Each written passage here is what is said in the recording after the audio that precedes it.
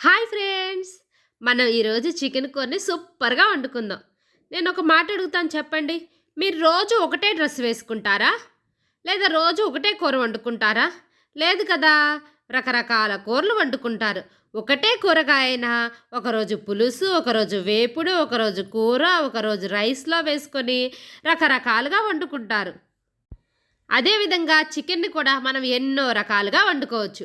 ఈరోజు మనం ఈ చికెన్ కూర కోసం 5 స్పూన్ల నూనె వేసుకుందాం. చికెన్ కూరకి కొంచెం నూనె ఎక్కువే పడుతుందండి. తర్వాత మసాలా దినుసులు వేసుకుందాం.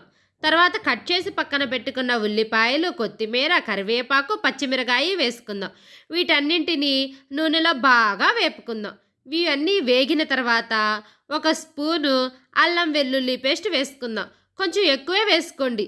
చికెన్ కూరలో అల్లం వెల్లుల్లి పేస్ట్ రుచి చాలా బాగుంటుంది. తర్వాత టమోటా పేస్ట్ వేసుకుందాము. దీనికి నేను 2 టమోటాలను తీసుకున్నాను.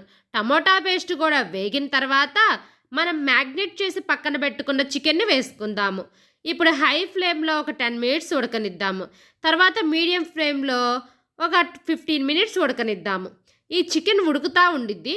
ఒక పక్కన మనము ఒక మిక్సీ జార్ తీసుకొని ఒక అరచిప్ప కొబ్బరి చిప్ప చిన్న ముక్కలుగా కట్ చేసి 4 జీడిపప్పు వేసుకొని పేస్ట్ చేసుకుందాము. ఎందుకంటే చికెన్ కూరకి మంచి గ్రేవీ కావాలంటే ఈ పేస్ట్ తప్పనిసరి. చికెన్ కూర కదిలియంగానే వాటర్‌గా అయిపోతుంది. ఇలా మనం 4 జీడిపప్పు వేయటం వల్ల చికెన్ కూర సాయంత్రం వరకు ఉన్నా గానీ చికెన్ కూరలోంచి వాటర్ అనేదే రాదు. గ్రేవీ చిక్కగా మంచిగా బాగుంటుంది. చూసారా మన చికెన్ కూర ఉడికేస్తుంది. చికెన్ కూర ఉడికిన తర్వాత ఈ స్టేజ్‌లో మనం మిక్సీ పట్టుకున్న కొబ్బరి, జీడిపప్పు పేస్ట్ వేసుకోండి. వేసుకొని మరి ఒక 10 నిమిషాలు మీడియం ఫ్లేమ్‌లో బాగా ఉడకనిచ్చుకోండి. ఇప్పుడు మన చికెన్ కూర రెడీ. ఇదే చికెన్ కూరని ఒకరోజు కొబ్బరి వేసి వండుకోండి. ఒకరోజు కొబ్బరి, జీడిపప్పు వేసి వండుకోండి. ఒకరోజు కొంచెం ఒక స్పూన్ పెరుగు వేసి వండుకోండి. ఒకరోజు టమోటా పేస్ట్ వేసి వండండి. టమోటా పేస్ట్ వేయకుండా వండండి.